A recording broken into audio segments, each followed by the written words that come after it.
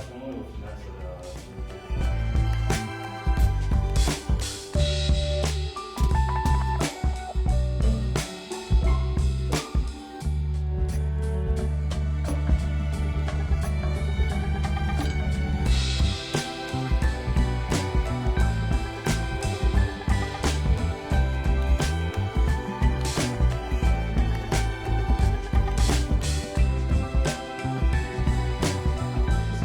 Chantier Lavalborg, hein, on est charpentier de marine depuis 3 générations.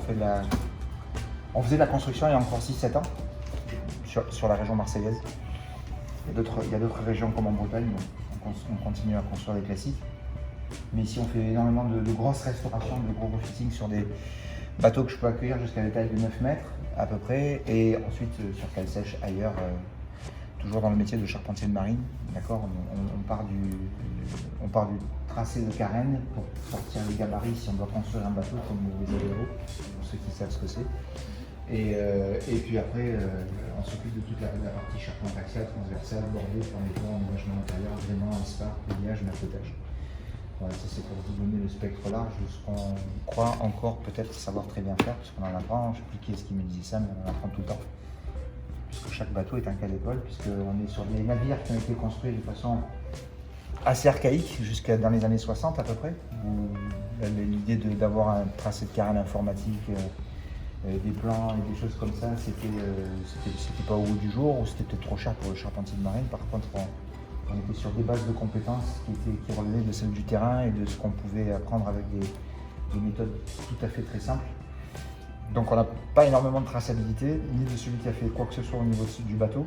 On a simplement ce qu'il a fait et on ne peut pas trop trahir ce qu'il a fait, donc on s'adapte à chaque fois, même si c'est assez récurrent la façon de construire les bateaux, mais chacun avait ses petites astuces et son petit tour de main pour arriver sur des bateaux qui ont pour histoire à peu près dans les années 40 jusqu'à les années 70 à peu près pour les bateaux que je restaure ici au niveau du chantier. Donc pour vous donner la tranche de vie un petit peu de ce que je récupère, c'est-à-dire grosso modo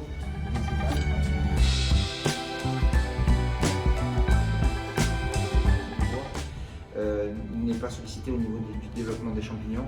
Donc en général on récupère des fonds de carène ou des carènes si elles ont été entretenues en assez bon état. Tout mon travail va consister à rechanger tout ce qui est plan de pont, bordée de pavois, plan de pont, barreautage, et parce que la pluie, l'humidité, pas entretenu, développement de champignons, notamment la mérule, qu'on ne voit même pas puisque c'est que quand la peinture cloque et c'est foutu, après c'est terminé. Donc on réhabilite. Alors la chance c'est de ne pas s'amuser à refaire à l'identique de ce que faisaient les anciens, mais c'est d'y mettre une patine et un touch et de partager l'architecture naissante du nouveau bateau qu'on est en train de faire avec le client. Et d'avoir donc de créer une identité par rapport à la restauration, par rapport à ce que veut le nouveau propriétaire du bateau.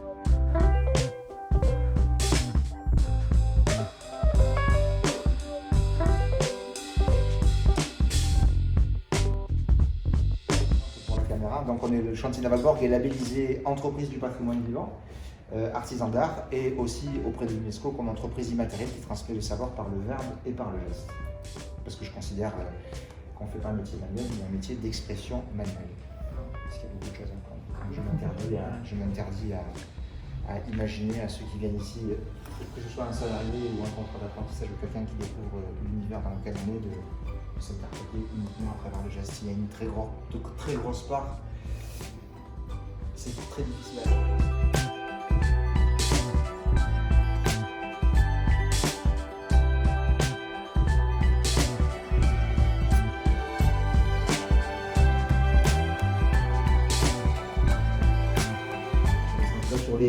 Là, on a des coefficients de torsion sur les bois qu'on utilise au niveau de la coque. Ça peut être d'autres essences de bois aussi, hein, mais c'est le meilleur des compromis qu'on a maintenant parce qu'on a une chaîne de bois qui sont commercialisés à l'échelle planétaire qui fait qu'on a vraiment du récurrent, alors qu'on pourrait utiliser des mélèzes, des pins d'Alep et d'autres essences de bois qu'on a ici en Europe, mais qui sont plus au niveau de l'abattage et d'ici à là. Tu veux faire une pause au niveau du bras? Non, du tout, non, mais j'ai juste une question. Ouais, Monsieur Borg, non. j'ai entendu le mot Canada. Canada, oui. La particularité des essences que tu trouves Là, là-bas. on est sur des pays froids, donc on est sur des pousses lentes. Et qui dit pousse lente au niveau des essences de bois, dit de meilleure qualité. Voilà. Le lignage est Mais après, on droit, n'utilise plus pas. droit. Je ne suis pas au fait exactement de ce qui se fait au Canada au niveau des coques et même aux États-Unis, mais je sais qu'ils n'emploient pas les mêmes essences de bois, ils restent toujours sur des feuillus ou des résineux. Voilà. Après, pour la charpente axiale et transversale, c'est-à-dire la quille, par exemple, on peut être sur de l'iroko, alors qu'avant on était sur du chêne, donc on a basculé encore avec des essences exotiques. Et au niveau des membrures, le squelette intérieur, on ira avoir une barquette en cours de restauration à côté. On est sur du frêne, du chêne aussi, donc des bois de pays. Voilà. La particularité du frêne, du chêne, de l'acacia, ce sont des bois qui, une fois très très bien protégés, deviennent de plus en plus durs avec le temps, structurellement. Voilà, ça c'est leur particularité. Est-ce qu'il y a une évolution au niveau du cafétage? Ok. Alors Alors ça c'est, on va voir un truc. On va voir un truc. Je vais voir, il y a deux façons d'appréhender on va se balader sur l'eau parce qu'on a quelque chose qui flotte, c'est les Égyptiens, hein, d'accord. On va récupérer des volumes de stabilité, de flottabilité avec, pas forcément en faisant le vide, d'accord. On va prendre du roseau, on va le tresser, il y a bien un roseau, on a mis des milliers de fibres, on a réussi à faire des choses relativement longues, d'accord. Là il n'y a pas de calfatage, on vient tout tasser, après on fait ce qu'on peut. Et après on va venir s'amuser à moins 600 avant Jésus-Christ à peu près, c'est la trace la plus cohérente qu'on ait au niveau de l'architecture des constructions des ponts, ce qu'on appelle construction à bord des premiers. Putain, je vous en fous plein la gueule, vous allez vomir, vous allez jamais on va construction à bord des premiers, c'est-à-dire que là en ce moment quand on construit sur un arbre, on envoie une quille, on envoie des membrures, un bobo, et on va mettre une peau. Là, moins 600 avant Jésus-Christ, on fait une construction en premier, c'est-à-dire qu'on va commencer par la peau du bateau sur la quille et ensuite on va venir habiller l'intérieur du bateau avec des membrures et on va les récupérer en forêt. Ça s'est fait jusqu'à peu près 600 après Jésus-Christ. On va récupérer ce qu'on appelle du bois tort. Le bois tort, c'est qu'on va le récupérer dans la branche de l'arbre à la forme du bateau, de la carène, de l'endroit où ça doit aller. Parce qu'on est complètement dans le fil, on n'a aucune cassure de fil, c'est structurellement parlant et c'est hyper costaud. Les Grecs, moins 600 avant Jésus-Christ, c'est beauté.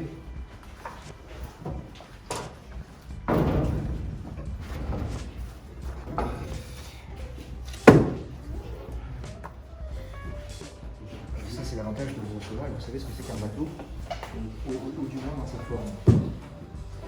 Et, voilà, ça c'est, on est en, le chancelier pour Marseille, capitale européenne de la culture en 2013, à la reconstitution d'un navire antique Massaliote qui a été découvert place Jules Verne à côté de l'Amérique centrale, rare de 14 mètres de fond dans la vase.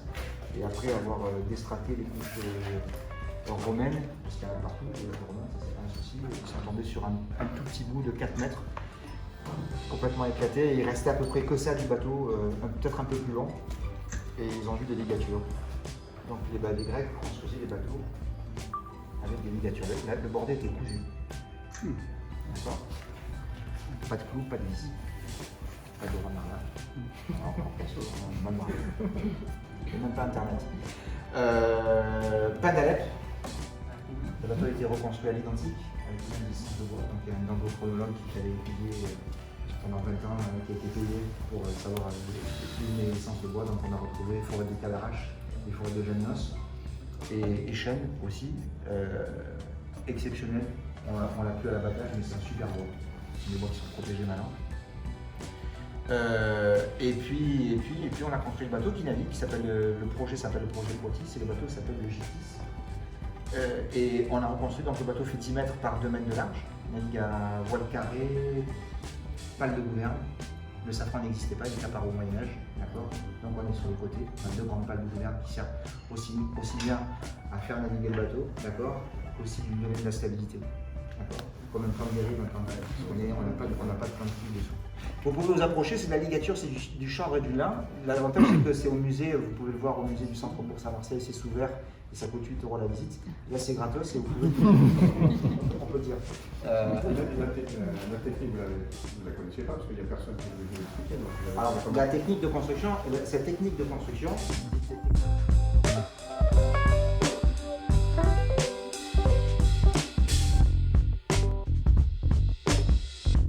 carène et d'apprendre à ligaturer, c'est parce qu'ensuite il y a toute la partie de mise en étanchéité et de structure des ligatures, puisque chacune des ligatures, au point de son cisaillement et au point de son poinçon, ici a une cheville en bois. C'est de l'olivier et la cheville en olivier ne doit pas être sèche. C'est ce qu'on a appris après sur le tard, il faut qu'elle soit trempée dans dans un produit bitumineux pour ne pas cisailler avec le temps, parce que si elle est sèche, la ligature. La particularité du lin et du chanvre, c'est qu'à l'humidité, il gonfle. En gonflant, il va rassembler les deux bordées, les deux virures de planche. Et donc, on va avoir une tenue structurelle au niveau du bordé et ça marche super bien. Ensuite, c'est en vue d'autres produits bitumineux. On peut obtenir des produits bitumineux en faisant du goudron, en faisant brûler des écorces de résineux. Il faut une quantité pharaonique pour avoir dans un petit creuset quelque chose, mais on peut, et en y rajoutant des essences comme de la lavande, on peut ensuite le refaire chauffer pour l'avoir plus ou moins visqueux ou plus ou moins liquide pour faire des étanchéités. Putain, si ça on va pas s'en sortir sans déconner. Ça représente combien en épaisseur la page du produit bitumineux, ça représente combien en épaisseur? On a ensuite avec les cires et les résines et les cires, ce sont deux choses différentes. On a à peu près 1 cm de poux à l'intérieur et à l'extérieur du bateau. Voilà. C'est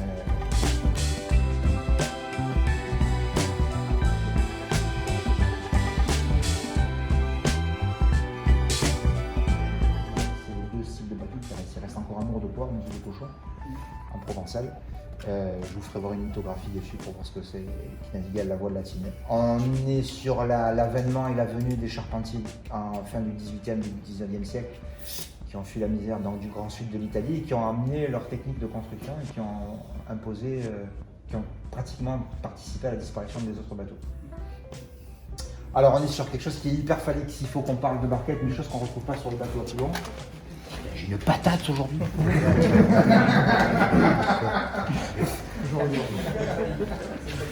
Voilà, alors il y a toujours ce symbole qu'on retrouve sur l'ensemble des bateaux méditerranéens, que ce soit ça, que ce soit un dessin, on va demander à ce que la mer soit fertile et qu'elle protège le marin quand il part à la pêche, puisqu'essentiellement ce sont des bateaux de travail. Et les charpentiers italiens sont venus avec ça. D'accord, donc c'est vrai que c'est très phallique. On ne peut pas le dénier. Hein. Donc pour reconnaître le maître de hache, le charpentier de marine qui construisait, qui se tirait tous la bourre à l'époque pour construire le plus de bateaux possible, la façon de le reconnaître, c'était justement au niveau du capion et la forme. Vous savez que c'était une barquette de Michel Gay, Cacciuolo, Reoculo, Trapani. Voilà. On avait la marque de fabrique de ce qu'on appelle les maîtres de hache. Le maître de hache étant celui qui met en place la charpente transversale et axiale du bateau. Et ensuite, il y a toutes les petites mains qui viennent faire la mise en pot du bateau, c'est-à-dire le bordage, le calfatage. Mais le maître de hache, parce que, bon, après on pourra rentrer dans le détail, mais parce qu'il y a des pièces qu'il faut travailler avec un outil qu'on appelle une herminette, c'est un outil inversé, voilà, pour aller taper des rabures, etc. Voilà. Et c'était réservé à l'élite. Voilà pourquoi la barquette ici à Marseille, parce que sur Toulon, on a quelque chose de soit tout petit, soit tronqué, soit pas très haut, mais après il y en a eu de plus en plus. Alors l'histoire dit que ce sont les marins qui venaient dans la rade de Toulon, marins professionnels, hein, et qui voyaient ces bateaux pointus des deux côtés, qu'ils ont baptisé pointus, qui venaient de l'extérieur. Voilà. Voilà. Mais c'est pareil pour Marseille. Après, si on rentre dans des architectures navales typiques de ces bateaux, si vous prenez un mour de poire ou une bête, on va avoir des volumes d'échantillonnage, des creux qui vont être différents, et chacun a sa fonction d'utilité commerciale et économique sur un plan d'eau. Et on va aller chez le charpentier pour avoir une ganguille, pour aller pour la pêche au filet, pour avoir une barquette pour faire autre chose. Voilà. Et la dénomination de barquette existe réellement. Voilà.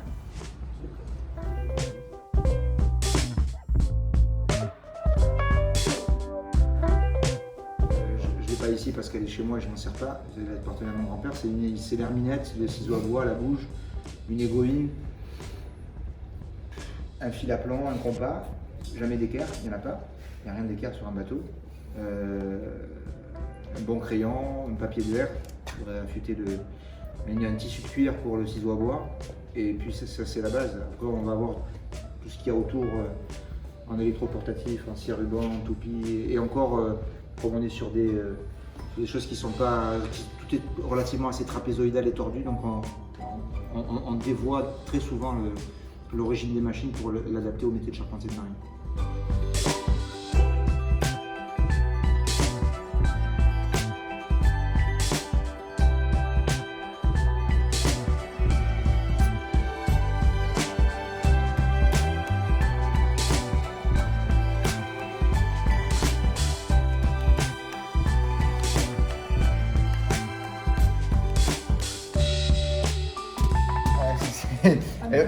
la grande phrase qui symbolise un petit peu votre métier et le mien, dans ce qu'on peut avoir de projection de beau, dans ce qu'on a envie, on rêve de faire aboutir quand on a un propriétaire et que c'est ma phrase, c'est les bateaux font chavirer les corps mais équilibrent les âmes.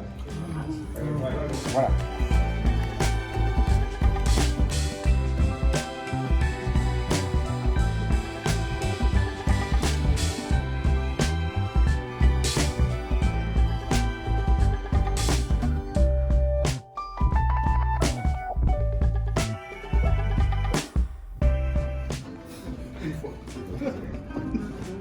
C'est bien qu'il y en ait qui viennent de très loin pour faire cette formation, hein. C'est impressionnant. Hein.